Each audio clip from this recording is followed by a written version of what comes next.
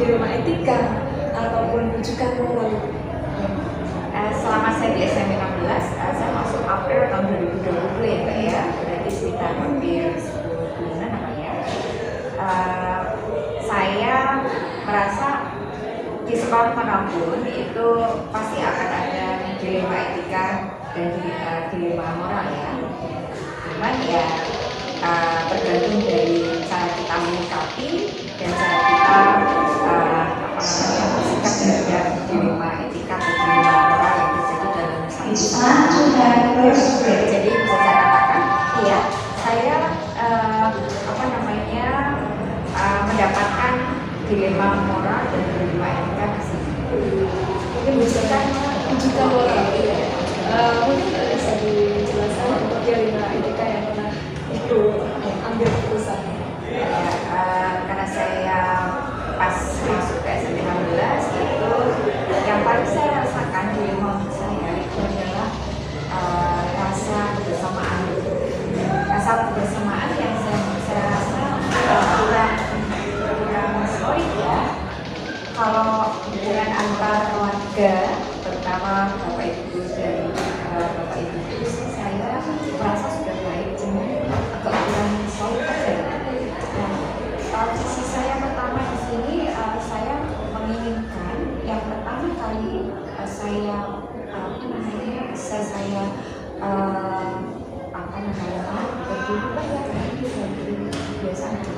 yang kalau bisa saya ada usaha untuk ke situ yaitu mempererat dan merubah kesulitan kebersamaan lah sih kayak gitu. Ya terus itu sih saya punya dilema. Karena di sini saya merasa ada beberapa kelompok-kelompok yang itu adalah sudah soulmate-nya masing-masing gitu. Tinggal bagaimana cara saya untuk membuat kelompok-kelompok itu jadi bisa bersatu gitu. Walaupun memang saya memilih beberapa orang itu kan seperti kita juga ya bisa banyak orang. Tapi rasanya klik itu siapa ya kayak yang kira-kira tahu betul kita itu siapa itu masih ada kayak gitu. Nah, cuman di sini tuh perlu rasanya kebersamaannya itu ditingkatkan. Walaupun saya soalnya dengan Mbak Nisa gitu, dengan yang lain pun saya harus punya rasa kebersamaan yang sama walaupun dekatnya secara persentase dekat sama Nisa gitu. Itu aja sih sebenarnya. Luar biasa ya. Dilema etika itu selalu ada. Iya, terus selain itu cara ibu untuk mengidentifikasi antara dilema etika kemudian dengan rujukan moral seperti apa? Yang jelas kalau rujukan moral saya bisa langsung mengenal gitu ya, karena kalau di rujukan moral itu kan antara yang benar dan salah ya. Jadi kita bisa mengidentifikasi dengan lebih mudah daripada yang dilema etika. Kalau dilema etika itu kadang kita akan dihadapkan pada hal-hal yang sulit untuk kita putuskan karena sama-sama benar bertentangan gitu. Ketika saya manggil untuk saya ajak bicara ya secara santai misalnya ya, maka yang saya ajak bicara tentunya akan memposisikan dirinya selalu benar gitu kan. Nah yang bertentangan dengan beliaunya saya panggil lagi juga merasa benar sama, jadi saya rasa sama-sama merasa benar sih. Yang saya prinsip untuk saya ketika ada orang yang ke saya itu saya tidak akan langsung menelan mentah-mentah gitu. Saya punya penilaian tersendiri ketika saya berkomunikasi, ketika saya beradaptasi, maksudnya komunikasi beliaunya gitu. Sehingga saya punya penilaian tersendiri yang saya merasa bukan orang lain yang mengatakan itu, tapi saya menemukan sendiri bahwa ini adalah orangnya baik, orangnya introvert, orangnya dan diajak kerjasama itu saya sendiri yang jadi untuk mengidentifikasi antara dilema etika dengan rujukan moral lebih mudah dilema etika gitu ya. Kemudian bagaimana sih ketika Ibu mengalami dilema etika tersebut, Ya. mengambil keputusan terbaik yang Ibu lakukan dengan cara yang saya pilih adalah rasa kepedulian dan kedekatan. Biasanya saya dengan pendekatan personal gitu. Saya melakukan pendekatan personal ya dengan beberapa orang yang saya anggap ada bentrokan, yang mana itu saya masukkan ke dunia itu karena sama-sama benar, sama-sama benar gitu. Jadi prinsip yang saya ambil adalah prinsip kepedulian dan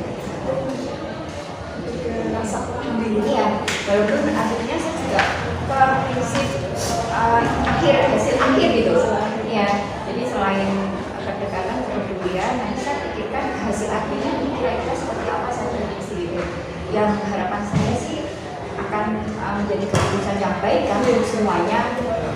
Jadi kepedulian, kedekatan dan hasil akhir yang baik untuk semua. Itu untuk anak-anak Biasanya yang pertama saya identifikasi dulu kan permasalahannya, saya identifikasi dulu, kemudian saya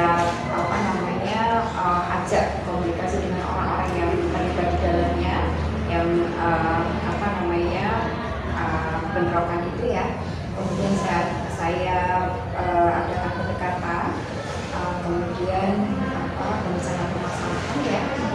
Setelah itu setelah terjadi solusi, maksudnya ada solusi ya, kita pilih solusi yang terbaik. Nanti jangan lupa harus ada evaluasi dan refleksi. Jadi apakah betul yang kita pilih itu memang solusi yang terbaik gitu ya? Ada evaluasi. Kalau ternyata masih ada yang dikecewakan atau masih ada yang belum puas terhadap solusi yang kita ambil bersama, itu perlu ada perbaikan juga. Dan setelah itu nanti kita refleksi bersama-sama. Jadi itu yang selama ini saya dari langkah-langkah yang sudah Ibu ambil dalam pengambilan keputusan, itu kiranya hal-hal yang Ibu anggap paling efektif dan harus ada. rasa kepedulian kayaknya ya, dengan sesama, maksudnya dengan warga yang ada di sini Lebih dominan. iya nyaman dan merasa sama-sama tidak kecewa gitu kan. Nyaman aja gitu, saya bikin nyaman gitu. Jadi saya lebih ya. Kemudian ada nggak Bu tantangan tersendiri dalam mengambil keputusan? Banyak mbak. Karena kadang yang saya hadapi di rumahnya itu, saya walaupun saya mungkin orang yang paling dikeluarkan, kan ada seminar yang lebih luar di sini gitu ya. Jadi dalam menghadapi orang-orang yang lebih senior dari saya, walaupun di sini saya mungkin pimpinan satu pendidikan ini ya, itu pendekatannya langkahnya harus beda dengan yang seusia saya gitu. Nah, yang lebih tua itu dengan bahasa yang mungkin lebih diperhalus, lebih kita tidak saya soalnya tidak pernah menurut gitu ya, saya selalu minta bantuan dan minta dibantu, minta kerjasamanya gitu. Dan itu lebih ke orang-orang yang lebih senior, jadi bahasanya lebih bisa pas mengena di orang-orang pembeli yang berbeda dari saya. Sehingga saya kesannya tidak menggurui dan tidak tidak merasa jadi wah ini sebenarnya anak-anak kemarin sudah aja gitu. Jadi sama-sama enak aja gitu, intinya enak dan nyaman. Sama sekali ya. Kemudian ketika mengambil keputusan dan melaksanakan olahraga itu perlu nggak Bu ada jadwal tersendiri? Iya. Sesuatu yang kita lakukan semua kalau tidak terjadwal, tidak terjadwal kayaknya hasilnya mungkin kurang juga. Jadi di sela-sela kita melaksanakan tugas itu harus selalu kita pikirkan gitu. Saya bisa menulis di buku agenda saya tulis beberapa hal schedule jadwal yang akan saya laksanakan di hari ini sampai 1 minggu. Nah, artinya apapun yang saya lakukan itu pasti saya jadwal. Jadi ada jadwal-jadwal. Ketika misalnya hari Senin saya ada MKKS, maka dari Selasa itu saya pendekatan ke teman-teman yang banyak masalah itu saya maksimalkan dari Selasa. Rabu tidak bisa ya, biasanya di akhir, berarti Selasa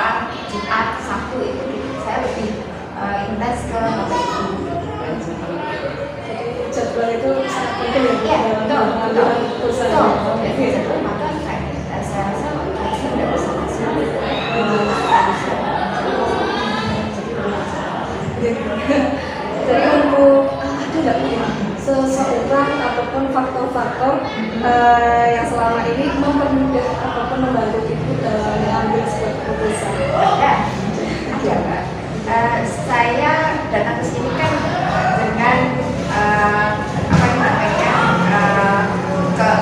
diuntungkan dengan banyaknya orang-orang yang saya kenal di sini.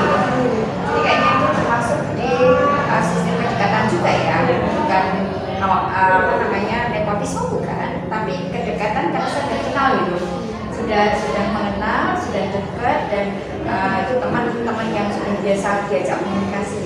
Jadi saya di sini kayaknya welcome aja gitu. itu yang menguntungkan saya.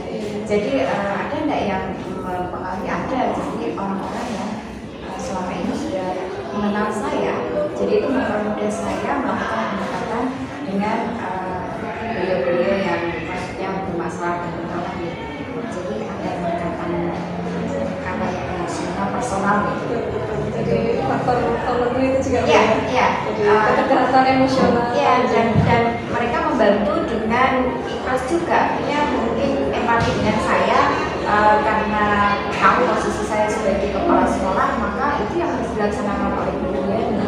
Jadi kalau misalnya Bu Diani memanggil saya, kemudian karena saya terlambat nggak fresh sprint, saya harus ditegur, itu semua tugasnya Bu Diani. Itu yang memudahkan saya untuk alhamdulillah gitu menurut saya. Ini kan pengalamannya itu kan sudah sangat banyak ya, mungkin bisa memberikan pesan kepada saya kayak gitu untuk apa ya, pembelajaran apa sih yang bisa petik-petik. Amin Untuk mudah-mudahan ya Pak ya. saya secara pribadi dan teman-teman yang lain apa pesan? Gini, dalam kita melaksanakan tugas semua kita harus sesuai dengan aturan ya. Dan yang kedua tetap ada rasa kepedulian, empati sama teman kerja kita. Kemudian yang ketiga teamwork atau saling bekerjasama dan saling kolaborasi sinergi itu juga penting. Kan kita tidak bisa melakukan sendiri. Terus saatnya kita membutuhkan bantuan dan kerjasama orang-orang yang ada di sekitar kita. Yang keempat, saling memberikan umpan balik, evaluasi, refleksi masing-masing kita gitu. Jadi setelah kita kolaborasi, bersinergi, itu di antara kita juga jangan enggan untuk memberikan kritik dan saran gitu. Karena itu kebiasaan yang harus kita ubah gitu. Artinya kalau kita beri kritik dan saran, kita peduli, kita menginginkan teman kita itu akan lebih baik lagi gitu. Sehingga jangan semua-semua untuk memberikan kritik dan saran. Dan saya termasuk orang yang saya betul-betul sangat berterima kasih kalau ada yang memberikan masukan ketika saya pasti untuk yang lebih baik lagi gitu kan. Jadinya anti kritik ya Bu ya? Iya, jangan anti kritik.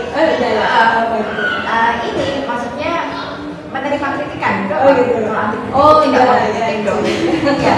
Jadi kita siap menerima kritik saran dan masukan. Berarti jangan anti kritik. Nah itu. Biasa. Baik, terima kasih Ibu. Ini sangat luar biasa pengalaman yang telah Ibu berikan. Kemudian ada pesan-pesan juga untuk saya dalam pengambilan keputusan. Semoga saya bisa menerapkan untuk hari-hari selanjutnya. Terima kasih Ibu atas waktu yang telah diberikan.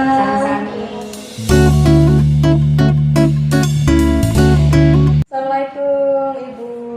Waalaikumsalam. Iya, selamat siang ini Bu ya, mengganggu waktu Ibu ya ini. Iya. Terima kasih atas waktu yang telah diberikan pada sesi wawancara kali ini. Nah, pada kesempatan kali ini kita akan ngobrol santai mengenai pengambilan keputusan. Nah, Ibu kan ini sebagai kurikulum Ibu ya. Iya. Jadi sebagai kurikulum pasti ada suatu permasalahan-permasalahan yang membuat hati dan pikiran Ibu itu dilema sama sesuatu hal yang benar-benar itu menjadi suatu pelanggaran. Tapi menurut Ibu, cara mengidentifikasi mengenai permasalahan yang masuk ke dalam dilema etika dan rujukan moral itu bagaimana Bu? Begini ya Mbak, kalau cara saya mengidentifikasi antara dilema kasus-kasus dilema etika atau pendidikan moral itu kita lihat berdasarkan nilai-nilai yang bertentangan. Semisalnya dalam hal di sini ada contoh untuk pada rapat kenaikan kelas, di situ ada beberapa anak atau mungkin 1-2 anak ya Mbak ya, untuk berdasarkan kriteria anak tersebut tidak naik, tetapi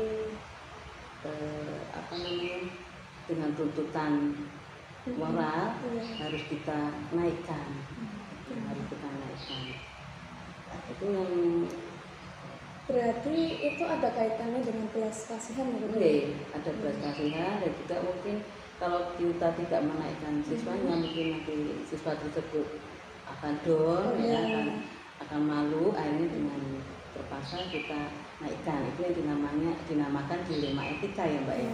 Tapi kalau yang kasus yang tujuan moral berarti otomatis sudah sangat-sangat bertentangan. Misalnya kita memasukkan kwitansi. Gitu Bu ya. Tapi mungkin di sini tidak ya Bu ya, itu hanya contoh saja ya Bu ya.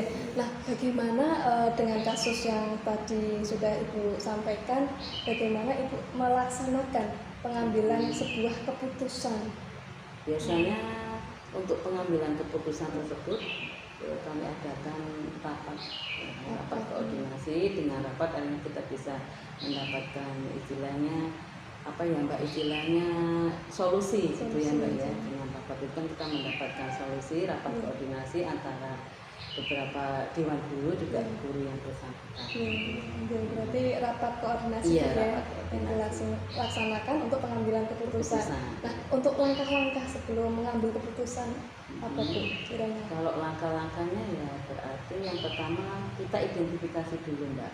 Kita identifikasi dulu masalahnya, kemudian kita kumpulkan pihak-pihak yang terkait ya Mbak ya, misalnya kita kumpulkan pihak-pihak yang terkait, kemudian baru kita rumuskan masalah secara bersama-sama. Berarti memang koordinasi itu sangat penting ya dalam mengambil sebuah keputusan agar tidak sepihak dan pastinya bijaksana ya Bu ya. Baik Ibu, menurut Ibu apa sih hal yang Ibu anggap efektif dalam pengambilan keputusan?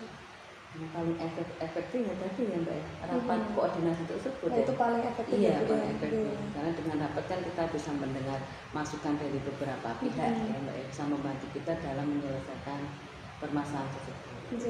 Ya, untuk tantangannya apa kira-kira? Tantangannya karena kita rapat koordinasi, otomatis kan banyak